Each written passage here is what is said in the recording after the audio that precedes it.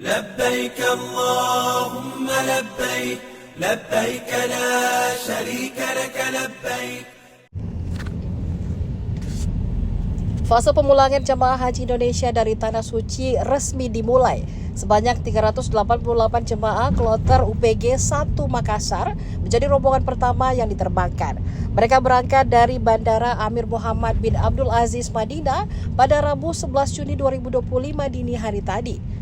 Pesawat lepas landas pukul 3.30 dini hari waktu setempat. Wakil Kepala Daker Bandara Abdillah memastikan seluruh jemaah dalam keadaan sehat. 5 petugas kloter juga ikut dalam rombongan tersebut. Abdillah mengingatkan jemaah lain untuk disiplin soal barang bawaan. Koper kabin dan tas paspor menjadi satu-satunya barang yang boleh masuk ke kabin. Tas tambahan lain tidak diperbolehkan agar proses bandara berjalan dengan lancar.